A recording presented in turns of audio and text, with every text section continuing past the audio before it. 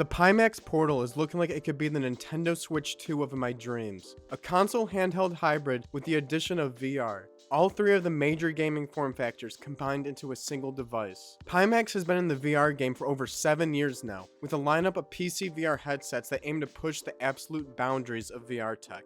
To be honest, my personal research of this company in the past has always quickly come to a halt based on some of their product names. 5K Super, 8KX, Reality 12K. I see stuff like 12K and immediately think, yeah, okay, this feels a bit scammy and buzzwordy, 12K my ass.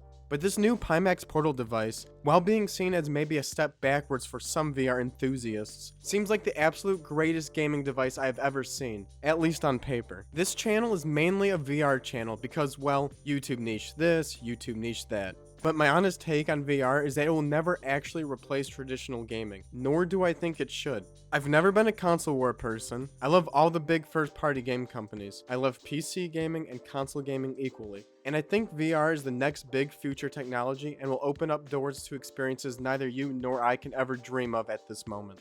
Already, console and PC gaming, handheld gaming, and VR gaming are all big parts of my day-to-day life. I typically choose the best gaming form factor that best fits the environment I'm in. My typical VR session will last from 1 to 2 hours before I start feeling a bit fatigued, both because of my eyes and brain from the immersion, but also my neck from the weight of the headsets in late 2022.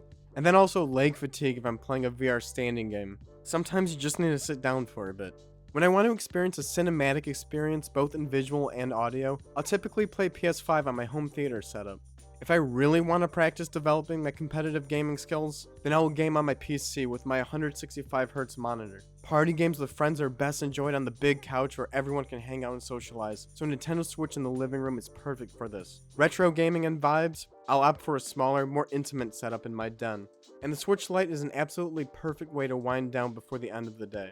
I don't utilize each of these experiences every single day, but all of these setups have their time and place. You don't need to settle with and fanboy one particular experience. What I love about the concept of the Pimax Portal is that you can have all of these experiences with one single device. And yes, you can say this is already achievable with the Steam Deck and the Nintendo Switch, and there's no doubt about that. But even for Nintendo and Valve, I feel like the addition of VR is the next natural step to go for both the Valve Deckard and the Switch 2 systems respectively. With Fortnite being a catalyst for true cross-platform gaming, Xbox and PlayStation games now available on PC, and the success of the Nintendo Switch, I feel like gaming in general is going to move in a direction where it's all about being dynamic and allowing the player to play the way they want to play.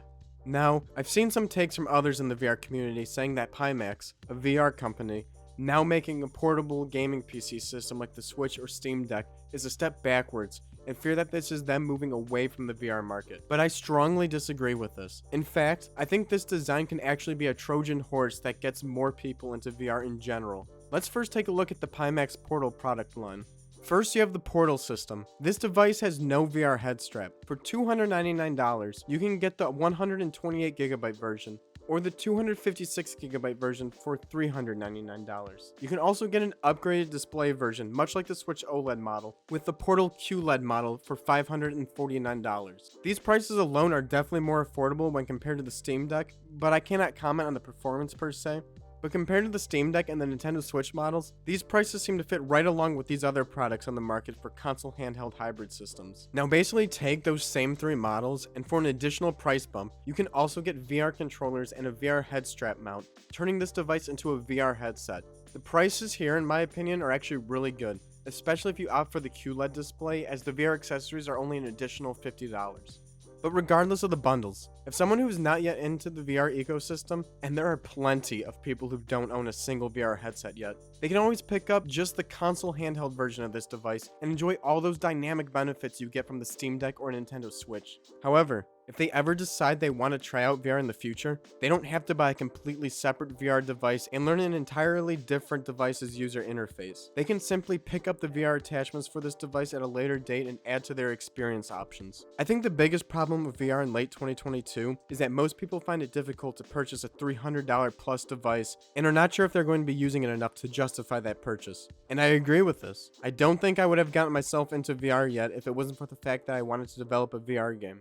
In the grand scheme of things, VR tech is still super young, so having those options to also have living room gaming or handheld gaming makes this such a more enticing entry into the VR world. But as mentioned earlier in this video, this all sounds absolutely amazing on paper. In the end, content is king, and that is of course assuming that the performance of this device is up to standard.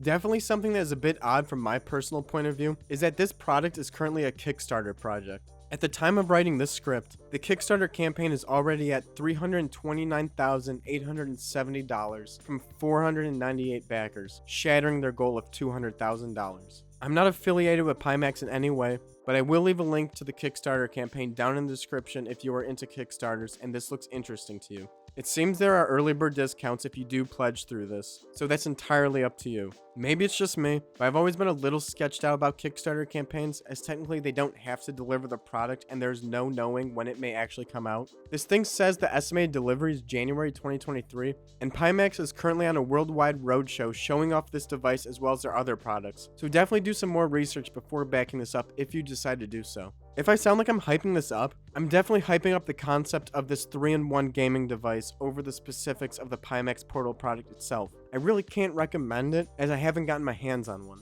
That being said, I'm absolutely rooting for this product and I want to see it succeed. I want to see this help grow the gaming industry and see Valve and Nintendo follow suit and make their next generation consoles 3-in-1s as well. I feel that this 3-in-1 design may be the ultimate future of gaming in general, as it allows for the most dynamic styles of play possible, all within a single device. I'm going to continue to follow this headset and see how it performs in the market, and I'm definitely looking at the Pimax store as a place where I would love to port over my VR game I'm developing when it's time to launch it. Of course, as a developer, having my game on as many platforms is simply good business, but the Pimax Portal is definitely very high on my interest list at this time. What are your thoughts about the Pimax Portal? Do you think 3-in-1 gaming devices are the future? Do you think this is a good move for growing the VR industry in general? Or do you see this as a step backwards? Let me know your thoughts down in the comments, as I would love to discuss more. If you made it this far in the video, then thank you for watching, and I'll see you next time.